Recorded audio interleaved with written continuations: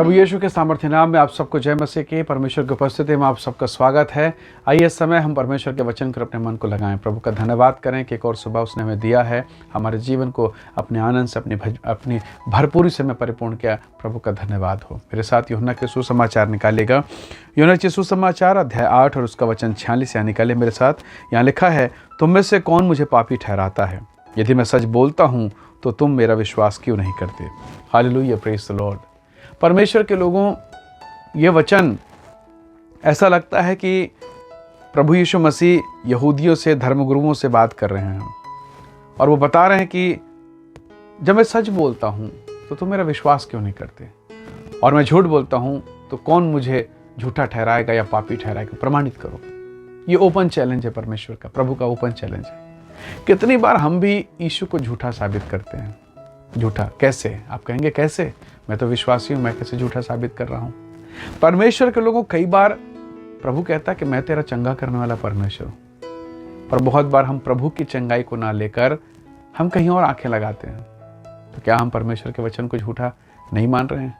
यदि सच मानेंगे तो ठहरेंगे, आशीषों के लिए ठहरेंगे, चिंता नहीं करेंगे। हमें मालूम है हमारा परमेश्वर जिंदा है, परंतु फिर भी जब हमारे जीवन में समस्याएं आती है ना, तो पुकार उठते हैं, प्रभु तू कहाँ है? स्वामी आप कहाँ हैं? लगता ही नहीं कि यीशु आप सुन रहे हैं। कई बार जब हम पीड़ा और वेदना में होते हैं, जब आंखों से तरतर आंसू निकलता है, तब हमें लगता है कि परमेश्वर मैं इतने दुख में हूं, आपके नाम से हूं, आपके ही कारण हूं, आप कहाँ हैं प्रभु? परमेश्वर के लोगों, हम अपनी विपत्ति के समय में, दुखों के समय में हम भूल जाते हैं कि हमारे पास एक जिंदा परमेश्वर है। पर कई बार हमें लगता है कि हमारा प्रभु है ही नहीं, हमारा परमेश्वर है ही नहीं। प्रभु एक सत्य सुसमाचार सुना रहे, लेकिन यहूदी धर्मगुरु से समझ नहीं पा रहे, उसे एक्सेप्ट नहीं कर पा रहे। और तब प्रभु ने कहा कि कौन सी बात पर तुम मुझे झूठा ठहराओगे? यीशु मसीह ने कहा, जो कुछ कहा, लोग विश्वास नहीं कर पा रहे थे। जब यीशु मसीह ने कहा कि मैं मरने के बाद तीसरे दिन जी उठूंगा, कोई विश्वास नहीं कर पाया। खासकर उसके चेले लोग। पतरस कहाँ है? याकूब कहाँ है? यूहन्ना कहाँ है? उन्होंने सुना था ना, 3.5 साल में अगर यीशु की सेवकाई में अगर सबसे ज्यादा वचन किसी ने सुना तो प्रेरित लोग। क्यों? क्योंकि भीड़ जो आज आई है ना, कोई जरूरी नहीं कि कल भी आएगी, परसों भी आएगी। वो तो आते, चंगाई लेते चले जाते। पर ये चेले तो हर जगह थे, नदी में, खेत में, खलिहान में, पहाड़ में, गुफा में, चट्टान में, हर जगह थे। सारे वचन सुना, तभी तो सुसमाचार लिखा है। यानी एक एक वचन, एक एक बातें, एक एक व्याख्या सुने, और पर्सनल में आके जो यीशु से पूछते थे ना कि प्रभु दुष्टात्मा क्यों नहीं निकाल पाए, समस्या से क्यों छुटकारा नहीं पाए, ये तो भीड़ को नहीं पता है ना। बीज का दृष्टांत ये तो चेलों को पर्सनल बताया ना।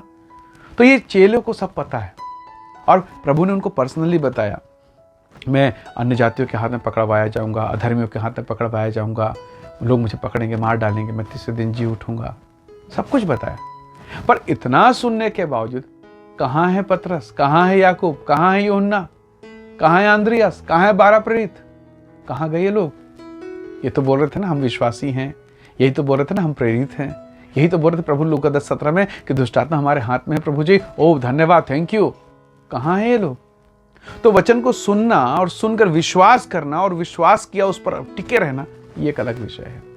ये सुने, एक कान में आया, एक दूसरे कान से निकल गया, सब खत्म। जैसे ही यीशु मसीह अरेस्ट हुए गुरुवार रात के समय में, सब भाग गए। जो कह रहा था पतरस ना, मैं आपके साथ जेल जाऊंगा, बंदी गिर जाऊंगा, वो पहले निकल गया। तो फिर सुने हुए बात पर अगर आपने मान लिया था कि यीशु ने सच कहा मैं तीसरे दिन जी उठूंगा, तो कहाँ हैं आप? और सोचिए, जब स्वर्गदूत आके कह रहे हैं ना वो जी उठा है, वो यहां नहीं है, वो जी उठा है, तो ना महिलाओं को भरोसा हो रहा है, ना चेलों को भरोसा, और पतरस दौड़ते भागते जा रहा है कहीं यीशु के बदन को चोरी तो नहीं कर लिया। पर सोचिए, जो लोग यानी फरीसी लोग, धर्मगुरु लोग, जो यीशु मसीह के दुश्मन बन बैठे, अपने आप से दुश्मन बने हैं, इनको भरोसा है कि उसने कहा है वो जी उठेगा और पक्का जिएगा, पहरा बैठा दिया। तो अब आप मुझे बताएं कि यीशु मसीह के चेले, यीशु मसीह के प्रेरित अपोस्टल, वो विश्वासी थे या वो विरोधी लोग विश्वासी हैं? बताइए, कामों के द्वारा टटोल कर बताइए, कौन विश्वासी? तो हम चर्च जा रहे हैं, हम प्रार्थना भी कर रहे हैं, विश्वास है ना, तो ये जेल जाने को तैयार है। पर यीशु मसीह के पुनरुत्थान में कब्र पर यीशु की बॉडी नहीं है, पर उनको विश्वास नहीं है। तो प्रभु के लोगों, कई बार हम विश्वासी करते करते अविश्वासी का जीवन बिता देते हैं, और कई बार जो अविश्वासी है ना, वो विश्वासी से बढ़कर कदम उठा लेता है। पिलातुस को धर्मगुरुओं को मालूम है वो पक्का जी उठेगा, बोला है। चलो चलो ये मान करके कहीं डेड बॉडी चुरा ना लें, कुछ हो ना जाए, कुछ भी हो, पर कम से कम उसने कहा है ये तो याद था ना। पर चेलों को ये भी पता है, उनको पर्सनल बोला क्या, पर अभी भी याद नहीं है। वरन इम्माउस के मार्ग में यीशु मसीह जी उठकर उनके साथ लंबी दूरी तय कर रहा, बात कर रहा है, पता नहीं चल पाया। रोटी थोड़ा तब पता चला। परमेश्वर के लोगों, कितनी बार हम प्रभु के साथ चलने का प्रयास करते हैं पर हमारी आंखें बंद हैं, बुद्धि बंद है, सुन रहे हैं हाँ हालेलुया आमीन प्रेज द लॉर्ड, यही बोलने की आदत हो गई है। पर परमेश्वर की वाणी हमारे भीतर में कब आएगी? कब? परमेश्वर का वचन कहता है कि प्रभु का वचन भट्ठे में 7 बार ताए गए सोने और चांदी से बेहतर है, सबसे अनमोल है। प्रभु ने कहा मार्ग सत्य और जीवन मैं हूं। परमेश्वर झूठ नहीं बोलता, प्रभु सच्चा है। Praise the Lord hallelujah. तो प्रभु के लोगों, यदि उसने कहा मैं तुझे चंगा करूंगा तो वो करेगा। उसने अगर कहा है मैं तुझे कभी त्यागूंगा नहीं, कभी तुझे छोड़ूंगा नहीं, पक्का कहा। उसने कहा मैं सच सच कहता हूं, मैं झूठ नहीं बोलता, तो पक्का वो सच कहता है। उसका हर एक वायदा सच्चा है, उसके हर एक प्रतिज्ञा अद्भुत है, अमिट है, अविश्वसनीय लगती है पर विश्वसनीय है। परमेश्वर के लोगों, यही परमेश्वर के परमेश्वर होने का पहचान है। प्रभु का वचन कहता है परमेश्वर मनुष्य नहीं कि झूठ बोले।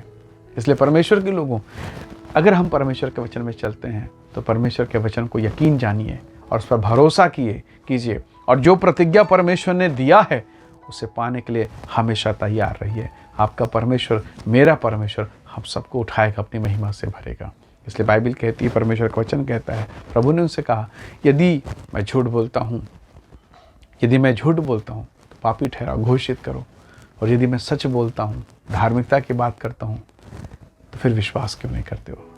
आज हम में से बहुत सारे लोगों के पास बाइबल है, पर क्या हम बाइबल के बातों पर विश्वास कर पा रहे हैं या अपने विचारों के आधार पर बाइबल की व्याख्या कर रहे हैं? आइए आज के सुबह हम परमेश्वर से कहें कि प्रभु मैं विश्वासी हूँ, मैं आपके पीछे चलता हूँ, होने दे, अनुग्रह कर, ताकि मैं हृदय की गहराई से सच में ईमान के साथ तेरे पीछे चलने पाऊँ। आइए दुआ करें। सर्वशक्तिमान परमेश्वर, हमारे जीवन पर दया कर प्रभु, ताकि हम भटकने न पाएं, हम बिगड़ने ना पाएं, और जो कुछ आपने कहा है उस पर अंततः प्रभु जी अंतःकरण से अंततः हम विश्वासी बने रहें, न दाएं न बाएं, और सीधे मार्ग में चलें, ताकि वो इनाम, वो छुटकारा, वो आशीष, वो अनुग्रह हम पाएं जिसके लिए तूने हमें चुना है। हर एक के जीवन पर, घर में, परिवार में, फैमिली में, बिजनेस में, इनके जीवन के हर एक रुके हुए कामों में आप आशीष दें, और सारे बंधन टूटें, मुक्त कर, आज़ाद कर, स्वतंत्र कर, ब्लेस कर। प्रभु सारी महिमा आपको देते हैं, प्रभु यीशु के नाम से मांगते हैं, आमीन आमीन। प्रभु आप सबको बहुत से आशीष दे। बहुत धन्यवाद। जय मसीह की। Praise the Lord.